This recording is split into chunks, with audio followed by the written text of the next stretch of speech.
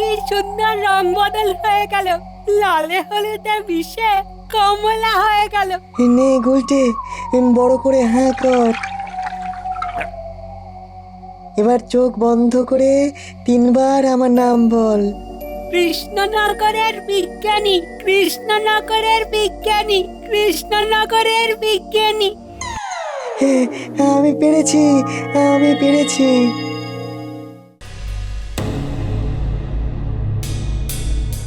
মহারাজ, রাজসভায় সবাই আছেন, কিন্তু আমাদের বিজ্ঞানী নেই।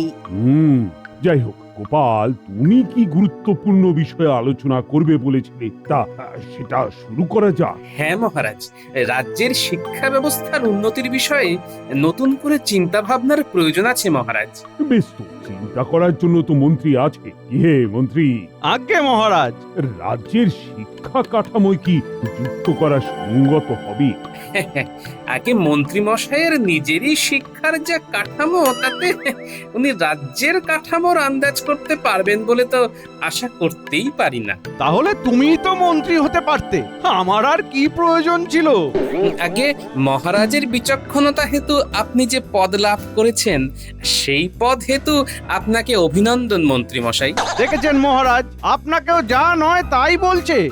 গোপাল, তোমরা আলোচনার প্রসঙ্গ কি এই সব করবে বলে তোলো? কি করব মহারাজ, আমাদের মন্ত্রী যদি অকম্মার ঢেকি হয় তাহলে তো সব কাজে বাধা আসবেই। দেখেছেন, গোপাল আমাকে আবার অকম্মার ঢেকি বলে অপমান করলো। দূর দূর, আমি থাকবই না, আমি থাকবই না রাজসভায়।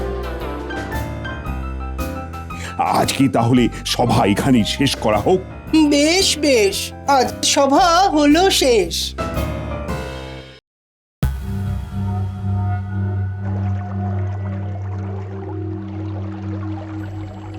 আমাকে সবার মধ্যে সবার সামনে অকম্মার ঢেকি বললো। দূর দূর দূর দূর, রোজ রোজ এই অপমান আর ভালো লাগছে না। একই ঝামেলা, একই লোকজন, একই রকমের মন খারাপ। এবার মন খারাপের চিকিৎসা দরকার। হ্যাঁ, যাই যাই, রাজবৈদ্যের কাছে গিয়ে দেখি যদি আমার কোনো একটা হিল্লে হয়। যাই।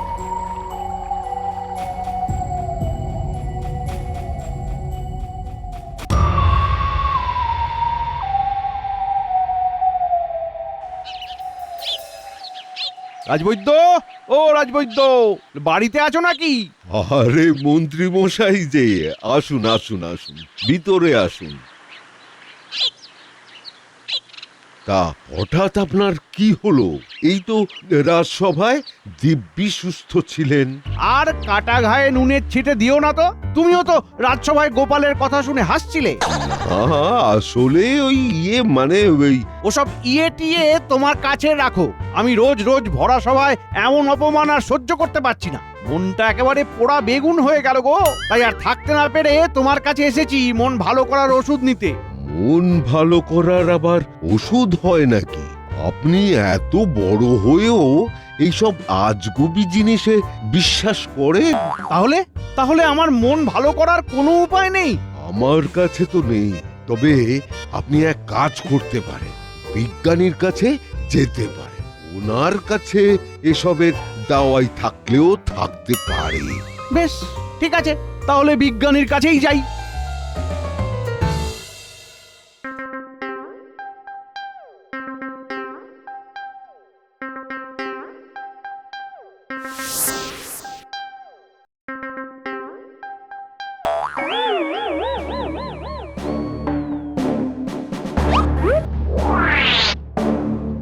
কি কি আমি কি ভুল দেখছি নাকি?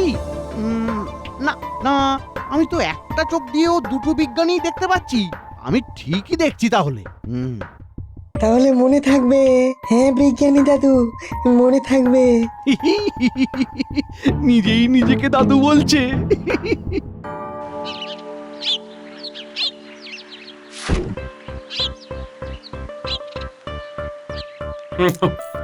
গিন্নি, তুমি কচি লাউ দিয়ে কুঁচো চিংড়িটা যা রেঁধেছ না, মনে হচ্ছে ওই পুরো হাঁড়ি কড়াই যা আছে সব খেয়ে নি।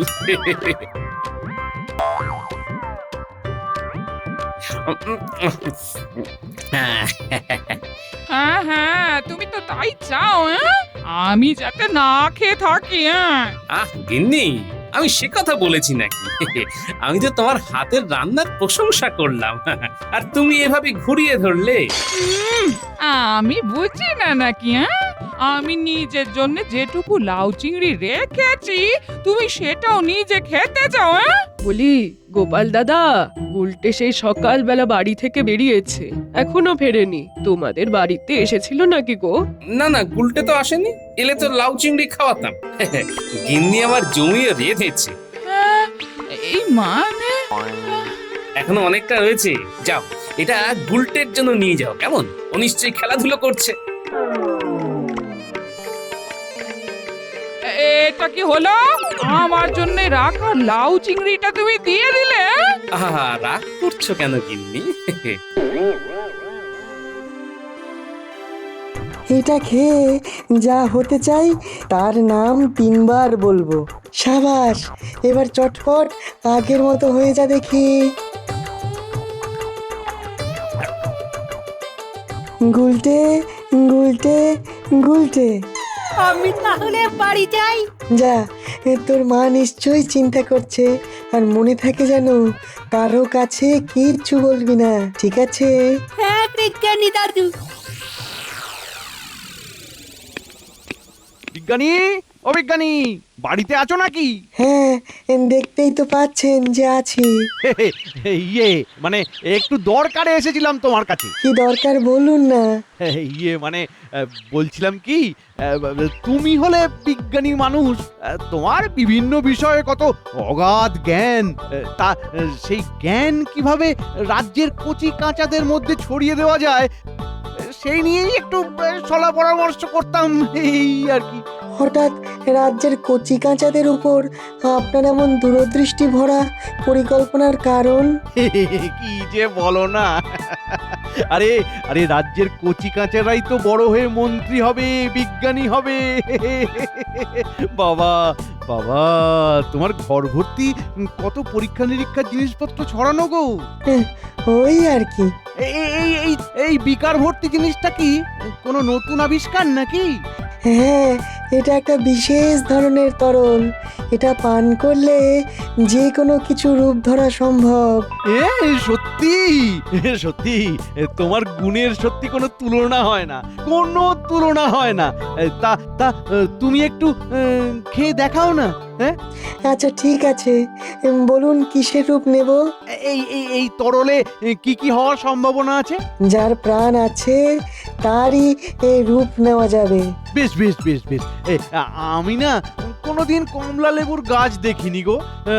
তুমি তুমি কমলা লেবুর গাছ হতে পারবে? ঠিক আছে, এক্ষুনি হয়ে দেখাচ্ছি।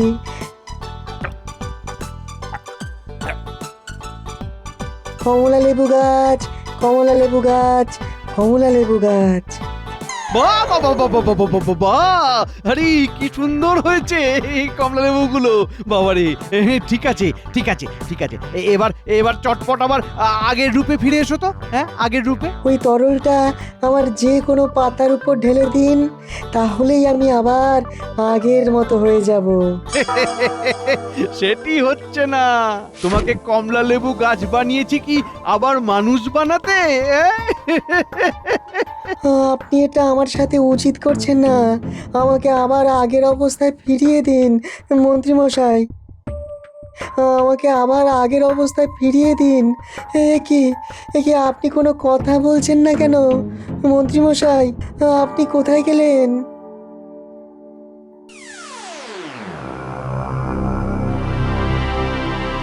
ব্যাস ব্যাস ব্যাস ব্যাস, আশেপাশে কেউ নেই, এবার টুক করে বিজ্ঞানীর রূপটা ধরে ফেলি।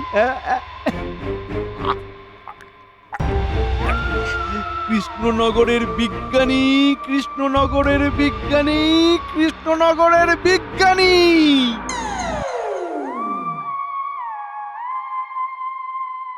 কি ব্যাপার, মন্ত্রী এখনো এলো না তো? আগে মহারাজ, রাজসভার আলোচনা ছাড়াও তো ওনার কত রকম কাজ থাকে, সেসবের মধ্যেই আছেন হয়তো। মন্ত্রী মশাইকে বারবার অপদস্থ করা মোটেও উচিত নয় গোপাল। কালকে মন্ত্রী মশাই আমার কাছে এসেছিলেন, তোমার ব্যবহারে তিনি মনে প্রাণে গভীরভাবে আহত হয়েছেন। মন্ত্রী তো দেখছি বৈদ্যকেই ওষুধ দিয়ে এসেছে। বাহ বাহ বাহ, কি দরদ! রাজবৈদ্য মশাই একেবারেই ঠিক কথা বলেছেন মহারাজ। গোপালের জন্যই ওই মন্ত্রী মশাই সভা ত্যাগ করেছেন। হ্যাঁ, আমি গোপালকে কখনো কিছু বলি না, কিন্তু আজকে আর না বলে থাকতে পারছি না। মন্ত্রীমশাইয়ের মতো উচ্চপদস্থ রাজকর্মচারীকে বারবার অপমান আমাকেও সত্যিই খুব দুঃখ দেয়। মন্ত্রীমশাই যখন মনের দুঃখে সভা ত্যাগ করেছেন, তখন আমিও এই সভায় থেকে কি করব? আমি রাজসভা থেকে বিদায় নিলাম মহারাজ। এ কি, বিজ্ঞানীও আমার বিরোধিতা করছেন? হ্যাঁ, বিষয়টা সত্যি গুরুত্বপূর্ণ। এইভাবে বারবার তুমি কিন্তু মন্ত্রীর অপমান করতে পারো না গোপাল। কিন্তু মহারাজ। না না গোপাল, কোনো কিন্তু টিন্তু নয়। আমি তোমাকে এখনই সভা ছাড়ার আদেশ দিলাম। তুমি এখন এসো।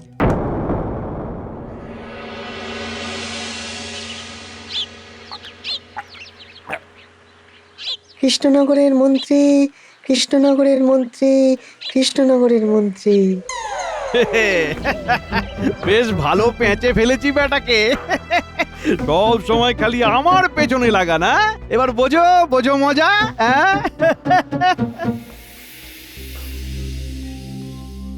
বিজ্ঞানী মনে মনে এতদিন এই কথাগুলো চেপে রেখেছিল।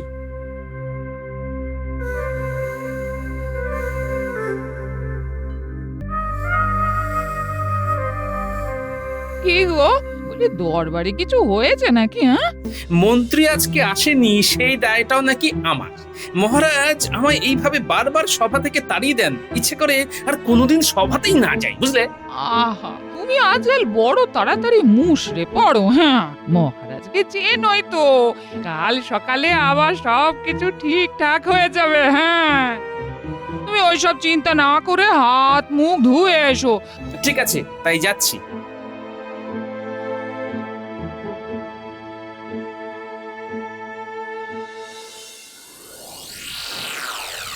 বুঝলে গোপাল, এবার আমার পালা।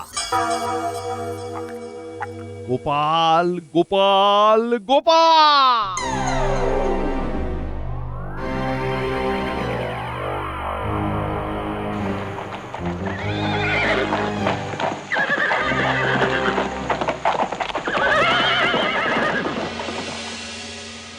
বুঝলে মন্ত্রী, আমাদের বয়স প্রতিপত্তির সাথে সাথে রাজ্যের পরিসীমাটারও তো একটু বেড়ে ওঠা দরকার। আমি এই মাসের মধ্যেই অনন্তপুর গ্রাম আমাদের রাজত্বের সীমানায় অন্তর্ভুক্তিকরণের ব্যবস্থা করছি। রাজ্যের ব্যাপারে তুমি কিন্তু সদা তৎপর মন্ত্রী। এটা তো আমার কর্তব্য মহারাজ। মহারাজের জয় হোক। বলো প্রহরী। কৃষ্ণনগর থেকে গোপাল এসেছে, আপনার সাথে দেখা করতে চায়। গোপাল? হ্যাঁ, ঠিক আছে ঠিক আছে, তাকে পাঠিয়ে দাও। কি ব্যাপার বলো তো মন্ত্রী? আগে আপনার মনোবাঞ্ছার এক্কাগারি হয়েই হয়তো গোপালের এখানে আগমন। একদম যথার্থ বলেছ মন্ত্রী। গোপাল, এসো এসো এসো এসো এসো। প্রণাম মহারাজ। তা হঠাৎ করে এই রাত্রিবেলাতে তোমার আসার কারণ? কারণ খুবই সাধারণ। আমি যেই কৃষ্ণচন্দ্রের আজীবন গুণগান করে গেলাম, শেষমেশ তিনিই কিনা আমাকে সভাচ্যুত করলেন। এখন থেকে আমি আপনার রাজসভায় থাকতে চাই, আর চাই আপনি কৃষ্ণনগরের রাজসভা গ্রহণ করুন। বললাম না মহারাজ। তাহলে এখন আমাদের কি করণীয় গোপাল? আপনি সেনা তৈরি করুন মহারাজ, তারপরে বাকিটা আমি আপনাকে বলে দেব। শেষমেশ গোপাল এমন কাজ করলো। না না, মহারাজকে এ সংবাদ দিতেই হবে, আর দেরি করলে চলবে না, এক্ষুনি বেরিয়ে পড়ি। মহারাজ, গুপ্তচর এসেছে জরুরি খবর নিয়ে। ভেতরে আসতে বলো। প্রণাম মহারাজ। মহারাজ। গোপাল গোপাল, বাইরে এসো। ও গোপাল, এই সাত সকালে সেনা সমেত প্রাতঃভ্রমণে নাকি সেনাপতি? তোমাকে নিয়ে যেতে এসেছি। এই, তোমরা বন্দি করো গোপালকে। কি অপরাধে? রাজদ্রোহ।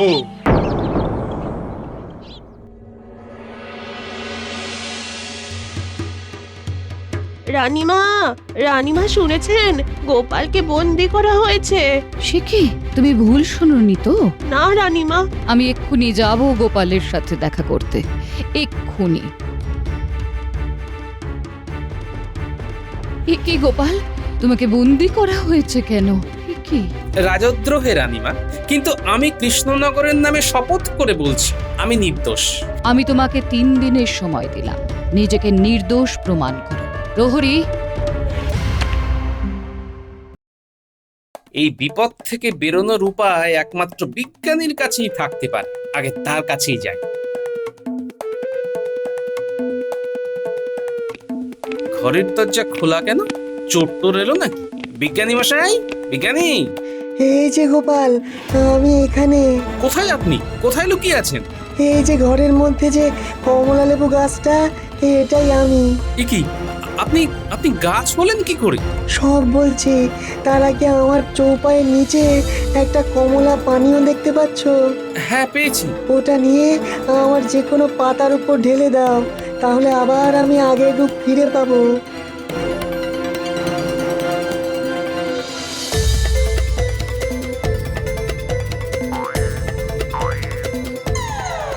এবার বিষয়টা খুলে বলুন তো।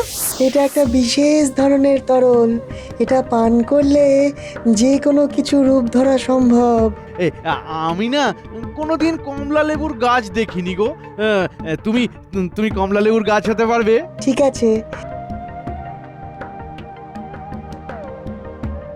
কমলা লেবু গাছ, কমলা লেবু গাছ, কমলা লেবু গাছ। আরে কি সুন্দর হয়েছে! এবার এবার চটপট আবার আগের রূপে ফিরে এসো তো। ওই তরলটা আমার যে কোনো পাতার উপর ঢেলে দিন, তাহলেই আমি আবার আগের মতো হয়ে যাব। সেটি হচ্ছে না। তোমাকে কমলা লেবু গাছ বানিয়েছি কি আবার মানুষ বানাতে? ও, তাহলে এই ব্যাপার। না না না, এবার আমি ওকে ছাড়ছি না। বিজ্ঞানী মশাই, এবার শুনে নিন। মন্ত্রী, ওহে মন্ত্রী! কি ব্যাপার? এই মাঝরাতে মহারাজের গলা বলে মনে হচ্ছে। আপনি এত রাতে মহারাজ? একটা বিশেষ প্রয়োজনে এসেছিলাম মন্ত্রী। শোনো মন্ত্রী, কোষাগার কিন্তু ভরছে না। তুমি বরং এক কাজ করো, কাল সকালে এমন একটা করের ব্যবস্থা করো যেটায় আমাদের কোষাগার মোহরে ভরে উঠে ছলকে পড়ে। কি পারবে তো? আগে হ্যাঁ মহারাজ, আপনি কোনো চিন্তা করবেন না। যাও মন্ত্রী, যাও, তুমি কাজে লেগে পড়ো। সকালেই চাই কিন্তু আমার। চলি এখন।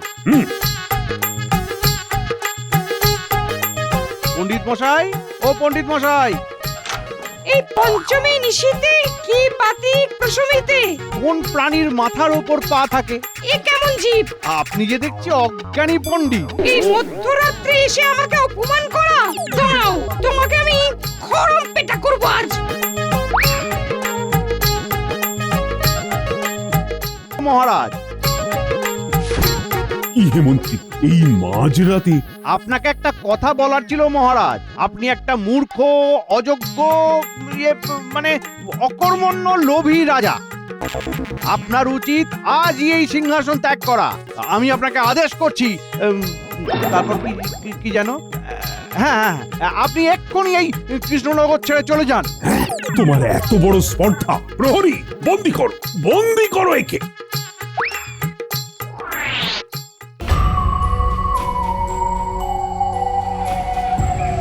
মন্ত্রী কাল রাত্রে আমাকে ভীষণ অপমান করেছে মহারাজ। আমাকেও মহারাজ, আমাকেও। আমরাও এর বিহিত চাই। কালকে সারা রাত মন্ত্রী মশাই আমাদের নাকের জলে চোখের জলে করে ছেড়েছেন। আমরাও এর বিহিত চাই। মহারাজের জয় হোক। আপনি যেমনটা বলেছিলেন ঠিক তেমনটা করে নিয়ে এসেছি। আমি আবার কি বললাম? কালকে রাত্রে আপনি বললেন না যে নতুন কর বসানো হবে। গোটা নগরের রাতের ঘুম নষ্ট করে আমাকে মাঝ রাতে অপমান করে এখন ভরা সভায় আমার নামে মিথ্যে কথা বলছো। প্রহরী, বন্দি করো একে। আমি কিছু করিনি মহারাজ। আপনি তো বললেন মহারাজ, মহারাজ আপনি তো নিজে বললেন মহারাজ। মহারাজের জয় হোক। গোপাল, তোমাকে কে মুক্ত করলো? কেন মহারাজ? মন্ত্রী মশাই তো কাল রাতে গিয়ে আমায় মুক্ত করলো। তার জন্য আমি মন্ত্রী মশাইয়ের কাছে বিশেষভাবে কৃতজ্ঞ। আমি কিছু করিনি মহারাজ, মহারাজ কিচ্ছু করিনি আমি। আমার গেছে তাকে রাজবৈদ্যর চিকিৎসাধীন রাখা উচিত। আমি এই রোগের চিকিৎসায় পারদর্শী নই। মন্ত্রীকে চিকিৎসালয়ে পাঠানোর ব্যবস্থা করতে হবে। ঠিক আছে, তাই করুন। ততদিন বরং মন্ত্রী কারাগারেই থাক। কিন্তু গোপাল, তুমি কারাগারের বাইরে, এর মানে এই নয় যে তুমি নির্দোষ। আমি নির্দোষ মহারাজ। বিজ্ঞানীর আবিষ্কৃত রূপ বদলানো পানীয় নিয়ে মন্ত্রী নিজে এই অপকর্ম করেছে। এবার টুক করে বিজ্ঞানীর রূপটা ধরে ফেলি। আমি গোপালকে কখনো কিছু বলি না। মন্ত্রীমশাইয়ের মতো উচ্চপদস্থ রাজকর্মচারীকে বারবার অপমান আমাকেও সত্যিই খুব দুঃখ দেয়। মন্ত্রীমশাই যখন মনের দুঃখে সভা ত্যাগ করেছেন, তখন আমিও এই সভায় থেকে কি করব? আমি রাজসভা থেকে বিদায় নিলাম মহারাজ। আমি যেই কৃষ্ণচন্দ্রের আজীবন গুণগান করে গেলাম, শেষমেশ তিনিই কিনা আমাকে সভাচ্যুত করলেন। এখন থেকে আমি আপনার রাজসভায় থাকতে চাই, আর চাই আপনি কৃষ্ণনগরের রাজসভা গ্রহণ করুন। বললাম না মহারাজ। মন্ত্রী, সত্যি বলো, এসব যা শুনছি সব সত্যি? আর হবে না মহারাজ, ভুল হয়ে গেছে মহারাজ, আর হবে না। যাও, মন্ত্রীকে কারাগারে নিয়ে যাও।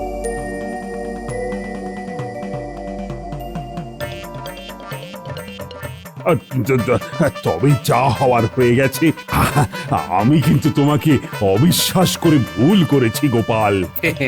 আমি কিছু মনে করিনি মহারাজ, তবে মন্ত্রী কাল রাতে আপনাকে কি কি বলেছে সেটা আমি জানি মহারাজ।